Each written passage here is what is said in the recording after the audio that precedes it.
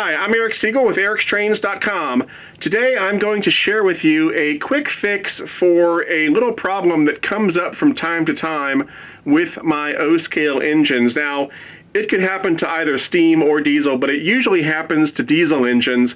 The maker of the engine really doesn't matter. It could be Lionel, Atlas, MTH, anybody.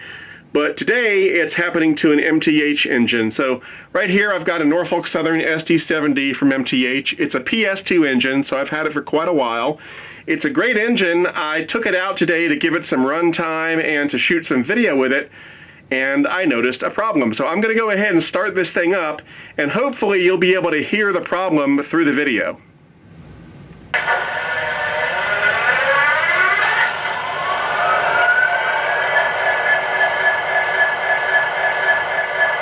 Alright, so everything sounds okay right now, but I'm going to blow the horn, which is loud, and there's something not quite right about the way the horn sounds.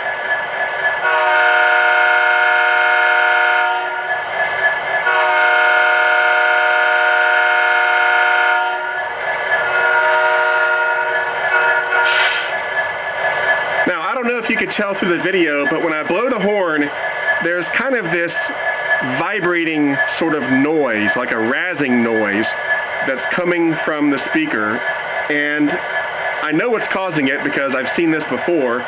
So what I'm going to do now is put the engine upside down in a cradle, and I'll show you what causes this problem and how to fix it. Alright, so here is our speaker, which is housed in the fuel tank enclosure on the engine, and that's pretty typical for O-scale diesels. Now, as you may know, a speaker is a giant magnet, and because of that, when an engine runs across your layout, if there is any sort of magnetic debris on your track, there is a chance it will get sucked up into the speaker. And that is exactly what has happened here today. What has happened here is that one or more little metal filings have been sucked up into this speaker. And so when I blow the horn, it makes a razzing sound because those filings are vibrating on the speaker. It makes it sound like you have a really cheap speaker or a blown speaker, but that's not the case. There's just debris sitting on the speaker. Now, how did the metal filings get on my track in the first place? Well, I'm afraid that's my fault. I was a little careless. I've got a Dremel tool, like a lot of other train guys, and I've got a metal bristle brush attachment, and I use it to clean wheels on my cars and for all sorts of other things around the layout. The problem with those metal bristle brushes is that sometimes the metal bristles will break off and fly off into the ether, never to be seen again sometimes, but sometimes they land on the floor and eventually they end up in your foot. I've had that happen before.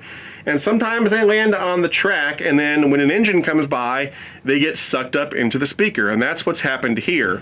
But it doesn't just have to be metal filings from a Dremel tool. It can be any piece of magnetic debris that might get on your track. It could be a piece of wire from an electrical project you might have been working on. It could be a piece of loose ballast. If you use natural ballast like I do sometimes, the pieces are slightly magnetic, and if they are loose, they can get sucked up in there. And I've even seen tiny screws get sucked up into the speakers. So like I said, it could be any piece of magnetic debris. Well, the solution is easy. All you have to do is remove the debris. So what I do is I turn the engine upside down and I come in with a pair of tweezers, and very carefully I look to see if there are any pieces of metal or other stuff attached to the speaker. And if I look here, there it is. And very carefully, I'm going to reach down here and grab this. Don't want to hurt the speaker. And there it is. I don't know if you can see it. But there is a metal filing. Let's see if I can get a better angle on it. There we go. And there it is. That is the culprit. That's what's causing the horn to sound all crazy.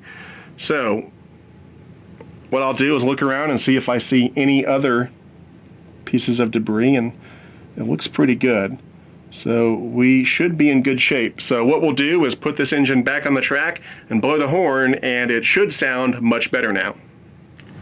All right, let's crank it up and see what we've got.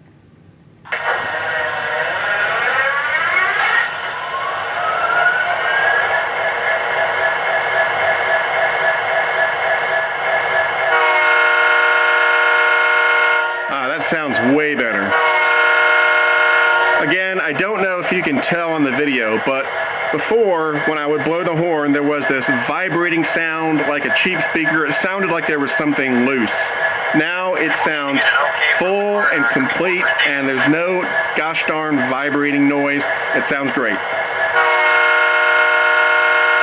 And that's all there is to it. Now, over the years, I've come across 1 or 2 engines where the debris was in such a position where I couldn't get easy access to it just by flipping the engine over. And in those cases, I had to actually remove the fuel tank and remove the speaker in order to get good enough access to where I could get all of the debris out of there.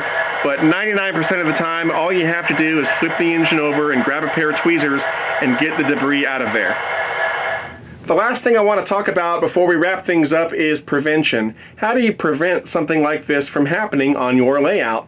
Well, it's going to happen from time to time, even on the best layouts, but a good way to cut down on it is to use something like this.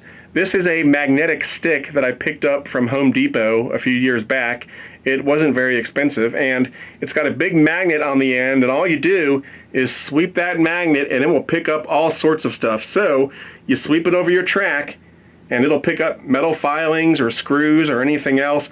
I also use this on the floor of my layout room. Every now and then I'll sweep this across my floor and all sorts of stuff will turn up, including missing parts that I lost and couldn't find. Eventually they turn up on the bottom of this thing.